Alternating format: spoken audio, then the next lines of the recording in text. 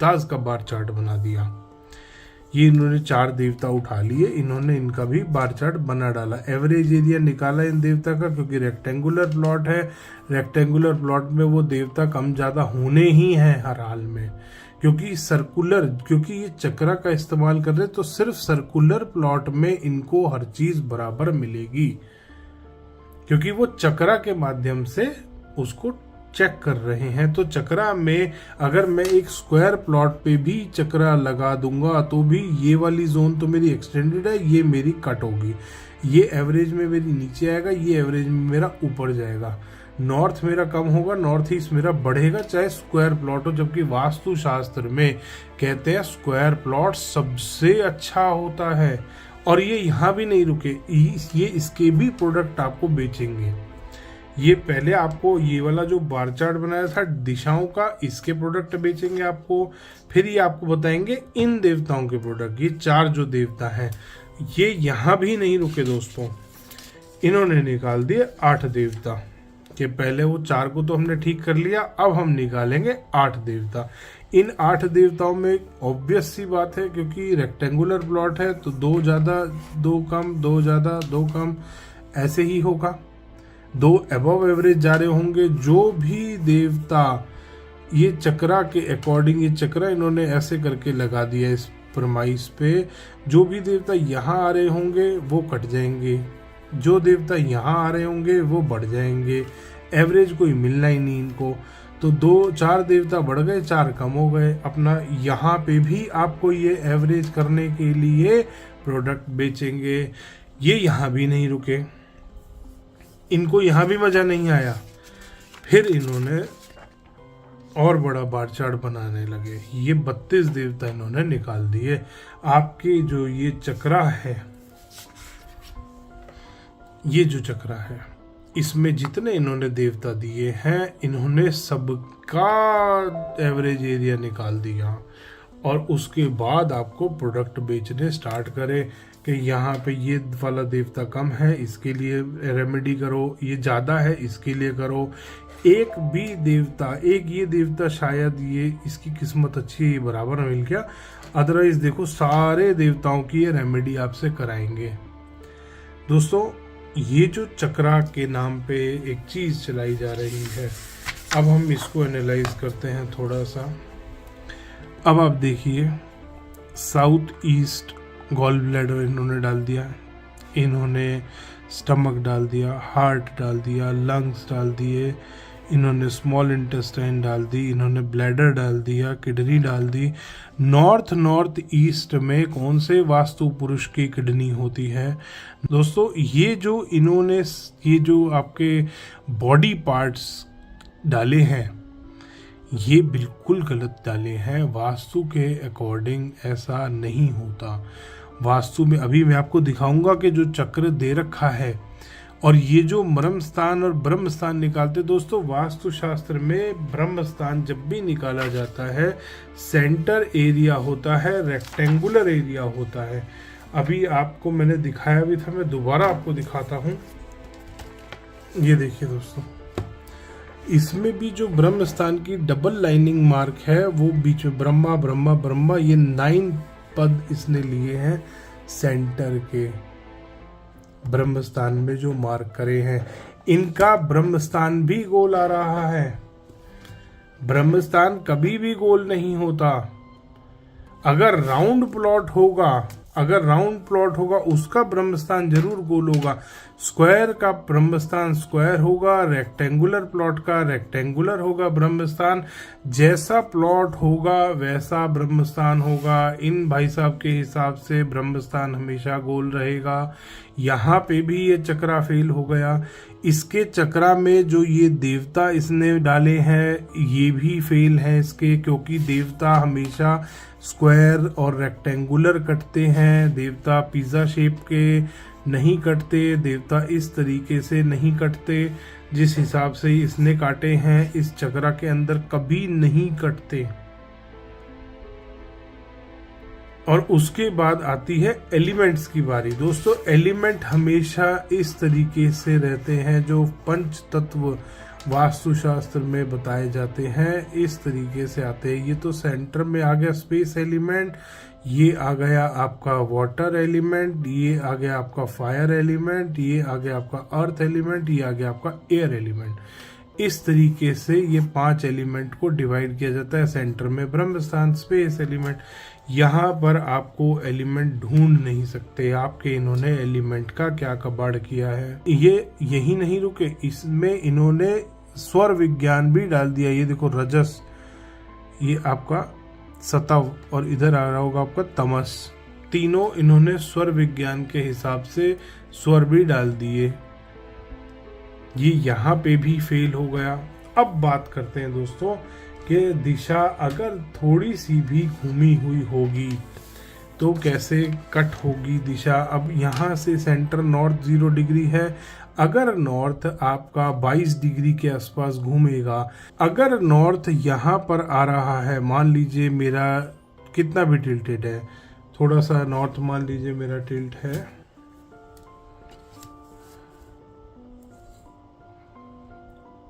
20 degree, मेरा tilt मान लेते हैं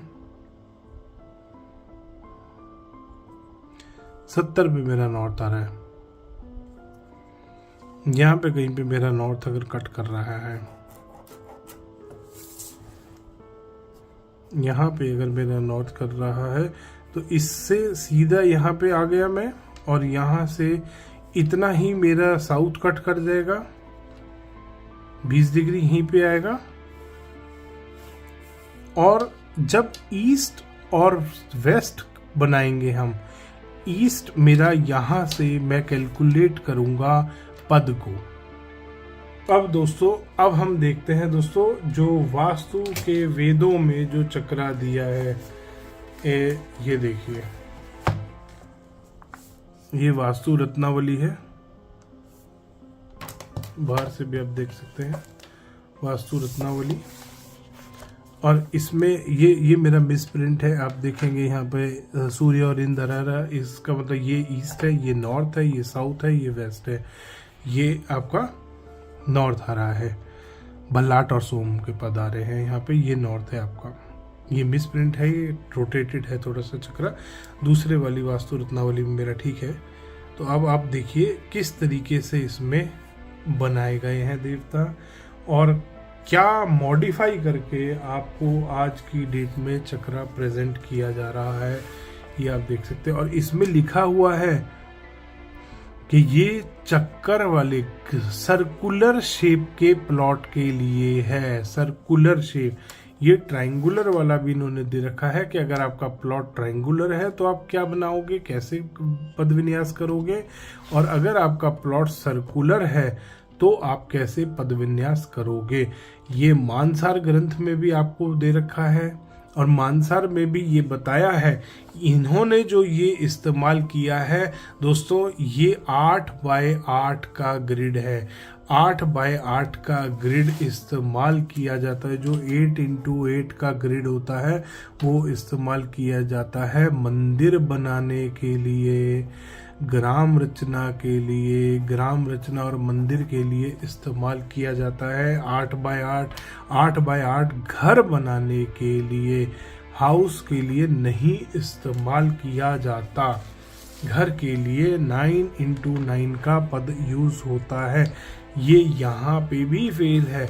आप मानसार ग्रंथ में देखेंगे उसमें ये ग्रिड पूरा 9x9 वाला दिया हुआ है, 8 बाय 8 का भी दिया है, और उसमें और भी बहुत सारे दे रखे हैं। 100 पद का भी उसमें पद विन्यास दिया है जो कि महलों को बनाने में काम आता है। उसमें 81 पद भी दिया है जिसमें कि आपका रेजिडेंशियल का वास्तु आता है। अगर आपका गोल प्लॉट है और आपको रेजिडेंशियल के लिए बनाना है तो आप कैसे बनाएंगे, और अगर आपका कोई मंदिर बना रहे हैं, कोई आप ग्राम रचना कर रहे हैं सर्कुलर शेप में, तब ये वाला ग्रिड आपको इस्तेमाल करना है। मानसार में दे रखा है 8 बाय 8 का ग्रिड, और ये 8 बाय 8 का वास्तु आपके घर पे कर रहे हैं, जो कि बिल्कुल भी ठीक नहीं है।